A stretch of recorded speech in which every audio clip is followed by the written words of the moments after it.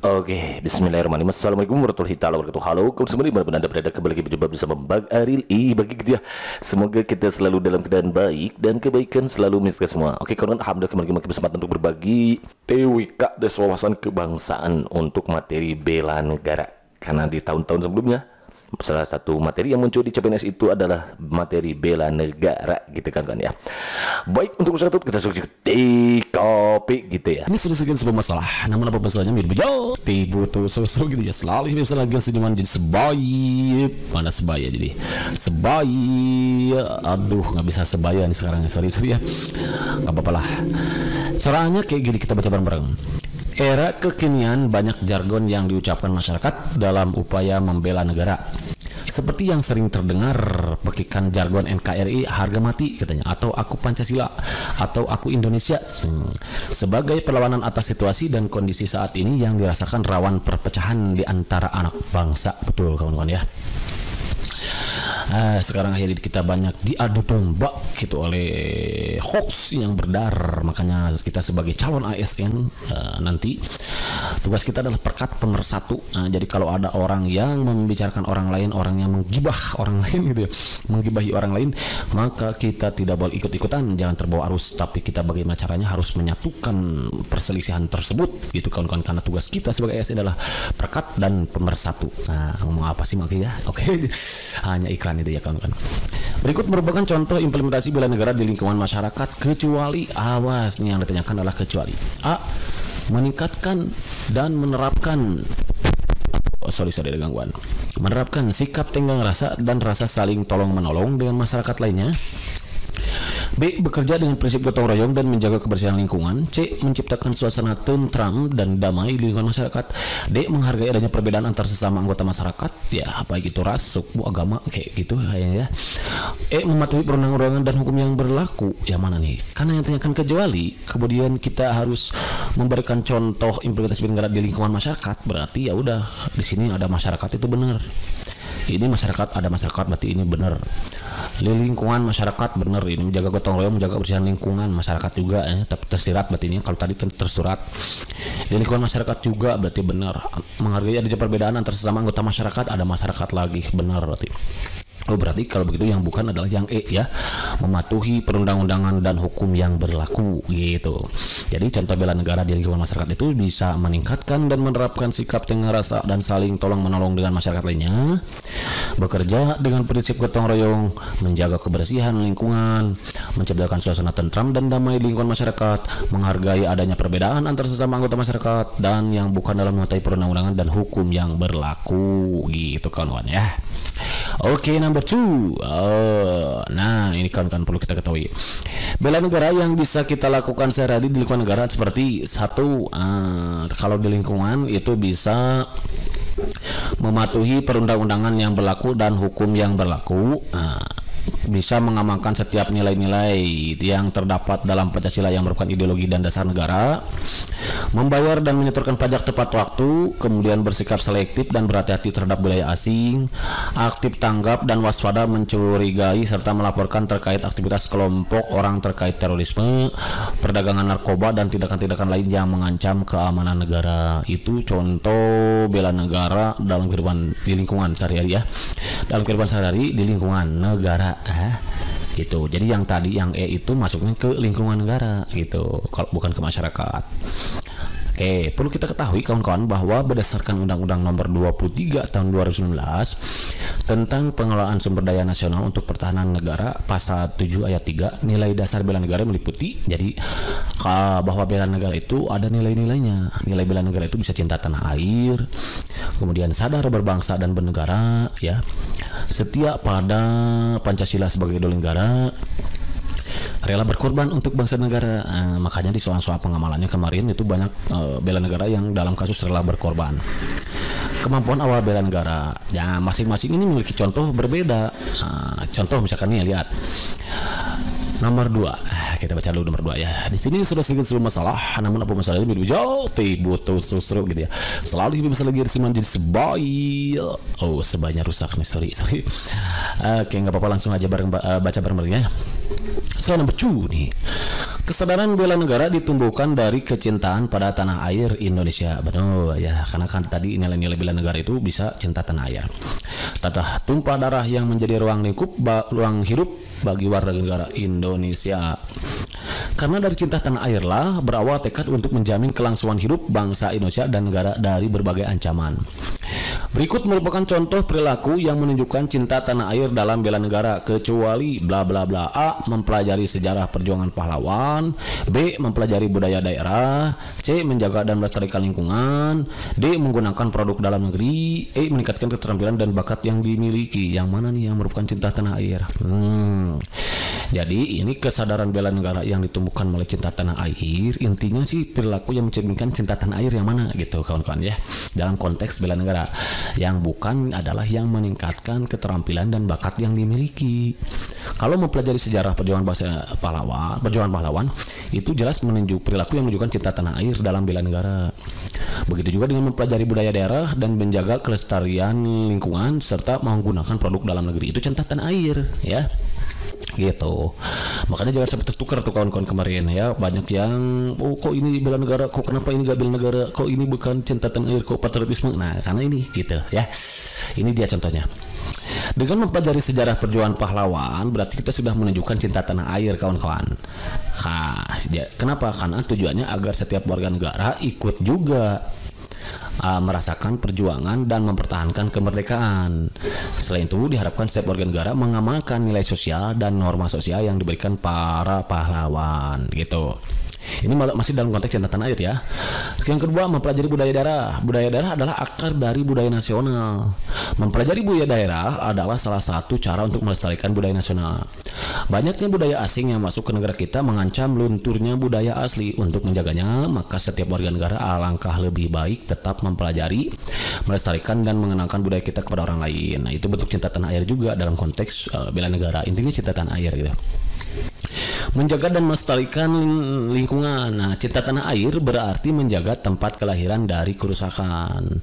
Wilayah adalah salah satu unsur negara, maka dari itu lingkungan sosial harus tetap dijaga kelestariannya agar warga negara yang tinggal di dalamnya dapat melangsungkan kehidupan dengan aman dan nyaman. Jadi dengan menjaga kebersihan lingkungan sekitar kawan-kawan ya, tidak buang sampah sembarangan misalkan ya ke sungai. Berarti kita sudah menunjukkan kita cinta tanah air. Nah, karena kita sudah menjaga lingkungan dari kerusakan yang dapat mengancam kelestarian ya, sehingga mereka bisa melangsungkan kehidupannya dengan nyaman dan aman. Memperkenalkan wisata lokal kepada dunia. Banyak wisata lokal yang belum dikenal dan dikunjungi oleh wisatawan. Masyarakat lebih memilih berwisata ke luar negeri, padahal dengan mengunjungi tempat wisata dalam negeri akan meningkatkan pendapatan daerah maupun nasional. Banyaknya tempat wisata bahkan juga dapat menarik wisatawan luar negeri. Jadi dengan kita memperkenalkan wisata, misalkan di daerah kita tinggal nih, ada lokasi wisata yang kemudian kita upload ya, baik sekarang kan banyak tuh di medsos, baik Facebook, Instagram, kemudian Twitter dan lain sebagainya, bahwa ini loh wisata lokal kita yang ada di sini. Itu sudah menunjukkan perilaku cinta tanah air kawan-kawan ya. Apalagi menggunakan produk dalam negeri. Menggunakan produk negeri jelas itu meningkatkan penghasilan para pengrajin atau produsen dalam negeri. Impactnya adalah pendapatan per kapita negara akan meningkat. Selain itu juga akan mengurangi berbagai jenis pengangguran yang ada di suatu negara. Nah, dengan kita menggunakan produk dalam negeri berarti kita sudah menunjukkan cinta tanah air gitu kawan-kawan. Jangan bangga dengan kita menggunakan produk luar negeri, berarti kita tidak cinta air gitu. Kemudian yang kedua nih, ada contoh perilaku yang menunjukkan kesadaran berbangsa dan bernegara dalam bela negara. Kan tadi nilai bela negara itu kan ya cinta tanah air dan sadar berbangsa dan bernegara. Contohnya ini adalah meningkatkan keterampilan dan bakat yang dimiliki. Nah ini dia. Jadi setiap orang yang mempunyai bakat masing-masing kan tuh, hanya saja perlu diasah agar dapat meningkatkan kemampuannya. Keterampilan yang diasah juga memudahkan untuk menekuni pekerjaan sesuai dengan bidang yang diminatinya. Ini juga akan mengurangi penambahan pengangguran di dalam negeri gitu kawan-kawan. Oke. Gitu kawan-kawan, mantap ya. Berikutnya dalam membayar pajak tepat waktu. Salah satu wujud kesadaran berbangsa dalam membayar pajak tepat waktu. Pajak digunakan untuk membiayai kebutuhan belanja negara dan kebutuhan warga negara. Oke, jadi seharusnya pajak akan kembali kepada rakyat itu sendiri. Yang tidak boleh dilakukan adalah menunda membayar pajak atau memanipulasi pajak gitu.